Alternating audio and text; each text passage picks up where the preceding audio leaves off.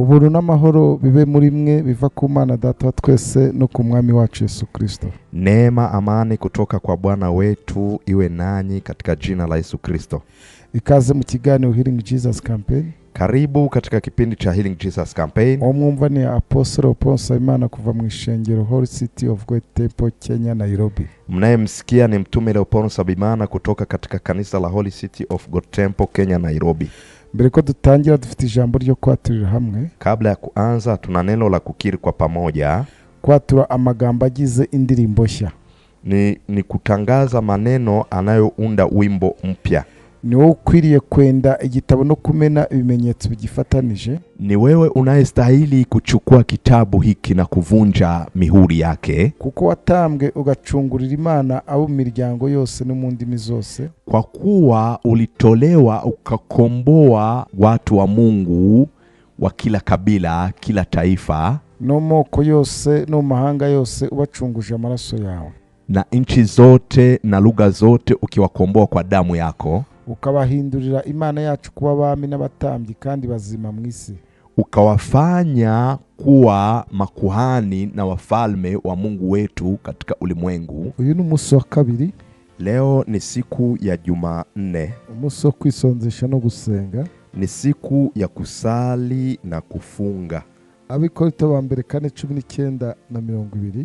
Tukisoma katika kitabu cha Wakorinto wa kwanza ni sura ya 4 ni mstari wa 19 na 20. Nyamara nzaza vuba umwami nabishaka kandi sinzamenya amagambo yabo bishyashyarika gusa ahubwo nzamenya imbaraga zabo.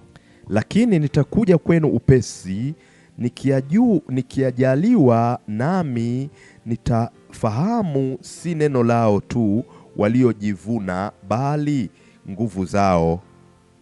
Kuko ubwami bw'Imana atari ubw'amagambo ahubwo ari ubw'imbaraga. 20. Maana ufalme wa Mungu hauwi katika neno bali katika nguvu. Ena magambo Paulo yasubizaga abantu bamuvugaga nabi. Haya ni maneno mtume Paulo alikuwa akiwajibu watu waliokuwa wanamsengenya. Aba n'abantu bageragezaga kumusebya. Hawa ni watu waliokuwa wanajaribu kumchafua. Aravuga ati nyamara nzaza vuba.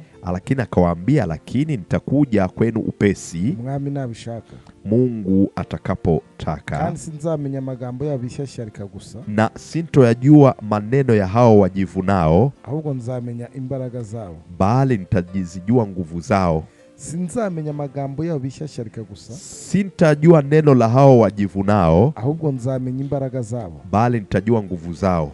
Nzamenya imbaraga zao, nitazijua nguvu zao. So aho rero uvuge ngo imbaraga. Na wewe mahali ulipo useme nguvu. Muri buno buzima dukeneye imbaraga. Katika maisha haya tunachokihitaji ni nguvu. Nanone iyo dusenga se twakira iki? Na tunaposali tunapokea nini? Nta kindi dukura mu masengesho usibye imbaraga. Hakuna tunachokipata kwenye maombi, ni nguvu pekee. Mu bihe byo gusenga twakira imbaraga. Katika muda wa maombi tunapokea nguvu. Muri Luka 4:14, katika kitabu cha Luka ni sura ya 4 mstari wa 14, avuga ngo Yesu asubira i Galilaya afite imbaraga z'umwuka, inkuru ye yamamara mu bihugu byose bihereranye naho.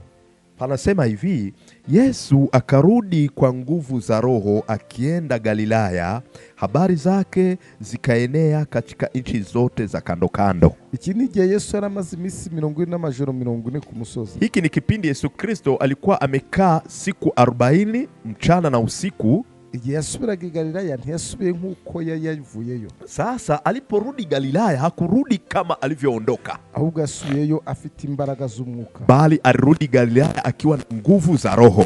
Mu bihe rero byo gusenga twakira imbaraga z'umwuka. Sasa katika muda wa kuomba tunapokea nguvu za Roho. Noneho rero kuko ubwami bw'Imana atari ubw'amagambo. Sasa kwa kuwa ufalme wa Mungu si kwa maneno, ahubwo ari ubw'imbaraga, bali ni wa nguvu, ubwo bugaragazwa n'imbaraga z'umwuka, na huo ufalme huwa unadhihirishwa na nguvu za Roho. Noneho rero bigenda gute? Sasa inafanyikaje? Umwuka guha imbaraga, ni Roho anakupea nguvu, nawe ukabikora, na wewe unafanya. Kuko kwigaragaza kw'imbaraga ni mu bikorwa. Kwa udhihirisho wa nguvu ni katika vitendo. Imbaraga zipimirwa mu bikorwa. Unajua nguvu huwa zinapimwa kwa vitendo. Ntushobora kuvuga ko ufite imbaraga utagaragaza ibikorwa. Huwezi wewe kusema wewe ni mwenye nguvu bila kuonyesha vitendo. ushobora kutemera umuntu ariko wabona ibikorwa ukemera. Waweza wewe usimwamini mtu lakini utakapoona kazi zake na ukakubali. Bibaho naho utakemera umuntu. Ni kweli hilo linatokea, usimwamini mtu ariko wemera ibikorwa, lakini kazi zake unazikubali. Kuko ibikorwa bye birakwemeza. Kwa kuwa zile kazi zake wewe zinakuaminisha. Na waba utamwemera kwa ibikorwa ugahitamo guceceka. Na wewe ulikuwa humwamini lakini kutokana na kazi zake unachagua kunyamaza. Muri Yohana 10:37-38. Tukisoma katika kitabu cha Yohana ni sura ya 10 mstari wa 37 hadi 38. Niba ntakora imirimo ya data ntimunyizere. Kama sizitendi kazi za Baba yangu msiniamini. Ariko ninyikora nubwo mutanyizera mwizera imirimo ubwayo kugira ngo mumenye neza yuko data ari muri nge nanjye nkaba ndi muri data.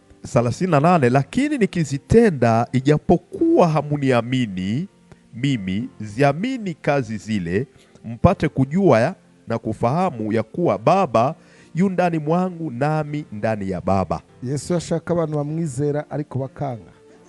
Yesu alikuwa anataka watu wamwamini lakini wanakataa. Niyo mpamvu yababwira ati, ndio maana alikuwa akiwaambia, niba ntakora imirimo ya data ntimunyizere. Kama sizifanyi kazi za Baba msiniamini. Ariko ninyikora, lakini nitakapozifanya, nubwo mutanyizera mwizera imirimo ubwayo. Kama vile hamuniamini muamini basi kazi. Yesu yabaga agaragaza imbaraga z'ubwami. Hapa Yesu Kristo alikuwa akizirisha nguvu za ufalme. Ati nimwizere imirimo ubwayo. Anawaambia amini kazi. Ibyo nabyo bizatuma mumenya neza yuko data ari muri nge nanjye nkaba ndi. Na hilo litawafanya muweze kujua kwamba Baba yu ndani mwangu nami ni ndani mwake. Kuko Yesu yaje kumenyekanisha ubwami bw'Imana.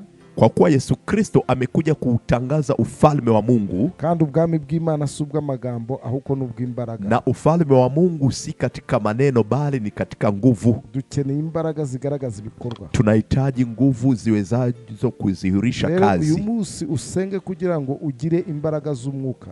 Na wewe leo waweza kusali ili uweze kuwa na nguvu za kiroho. Kandi izo mbaraga zigaragare mu bikorwa byawe. Na nguvu hizo ziweze kuzihirika katika kazi zako. Mwizina rya Kwa jina la Yesu. Amen. Shalom. Amen. Shalom. Ibuka nimero ya telefone. Kumbuka ile namba ya simu. Utanye 254 plus 254 743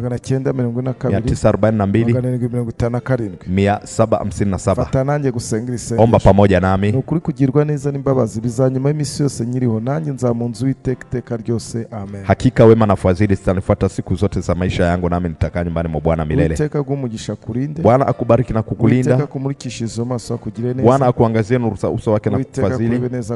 Bwana akuinulie uso wake na kukupa amani kwa jina la Yesu. Amen. Shalom. Shalom.